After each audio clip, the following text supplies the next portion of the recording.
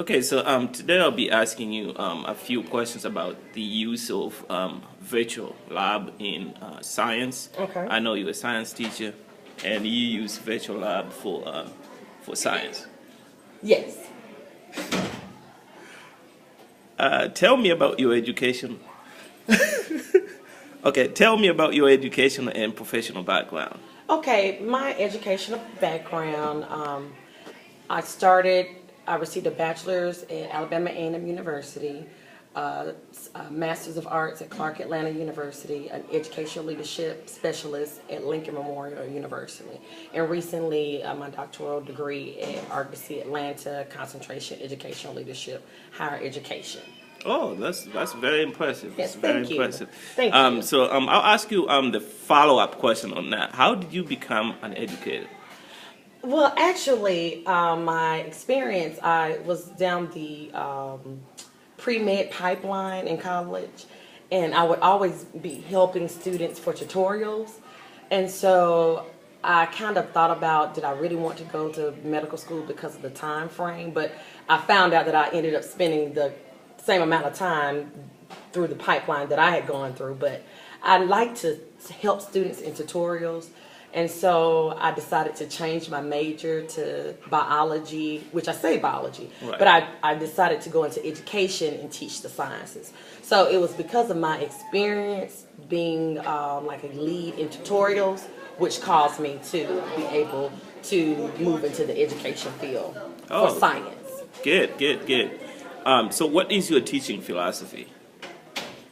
It's close. My teaching philosophy is that, and I know it's kind of cliche, all students can learn, but I truly do believe that, and I feel that learning just comes in a variety of packages.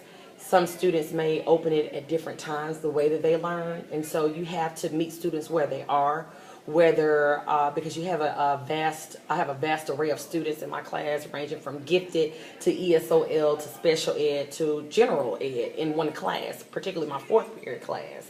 And so what I've learned is that I have to meet the students where they are. And so the games, which I have to differentiate instruction to meet their needs.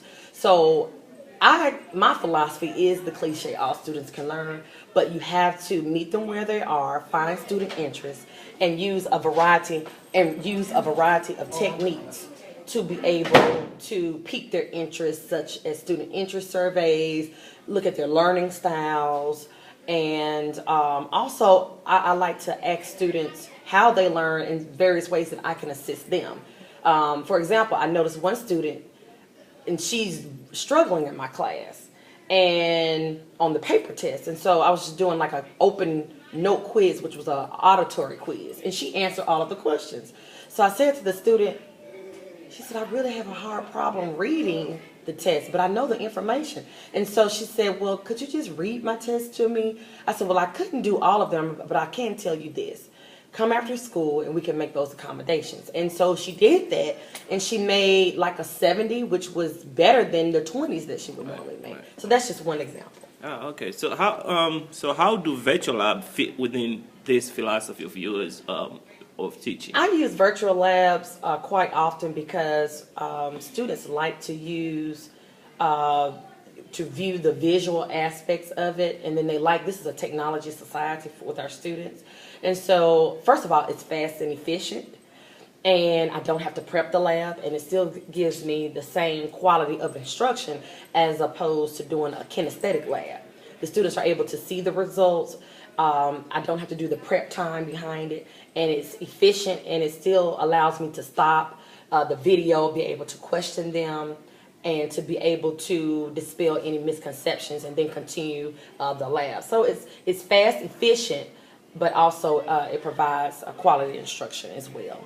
So what I'm hearing, you're trying to say that the hands-on labs is impossible to stop. Yes. When they start. So you have to keep going even if you are losing some of the students in terms of understanding the concept. Absolutely, because first of all, with the prepping of the lab, you have to continue so the students have to finish the lab, and then you have to prep the lab for the next class, as opposed to being able to just stop the lab with the video and have a conversation. Okay. So it's easier, more efficient, but it doesn't water down the curriculum. Okay.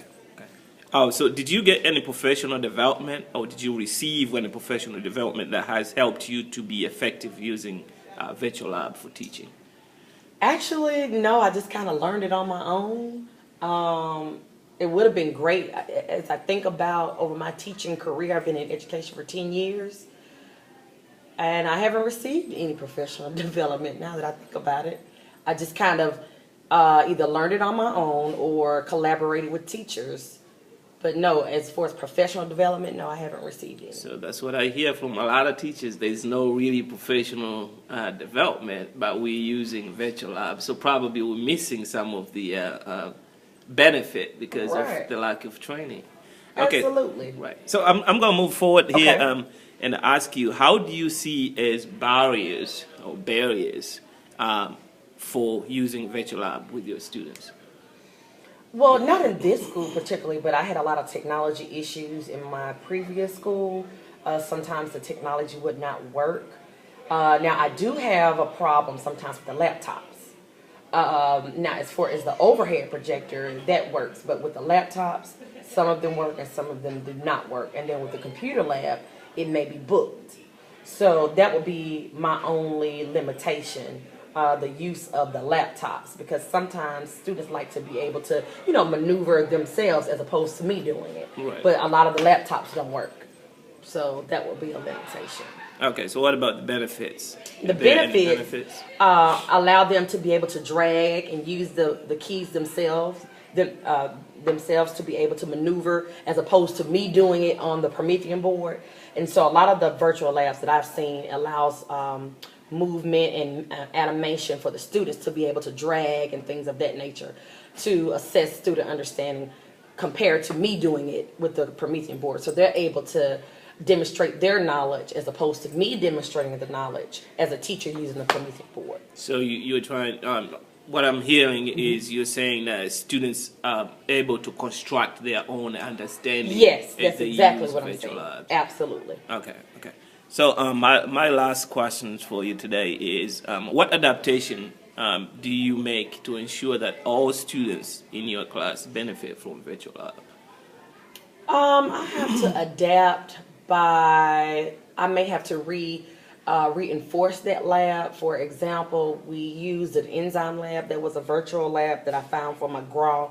It wasn't really, it was okay, but it was too short. And so I had to find some more resources, because even though we're using the McGraw book, the video, it was the enzyme lab, it was only like maybe 5 minutes, and I didn't feel that was enough time to be able to demonstrate or to show the students using a virtual lab. So I had to use YouTube. So I had to adapt because I didn't feel it was enough information to assess student understanding. And so I wanted to provide them with additional resources. So what I'm hearing, you are combining like different virtual labs to meet the needs of your students when you feel like the needs is not met. That is correct. Thank you so much. Thank you. This was wonderful. No, thank you. I enjoyed. Done here.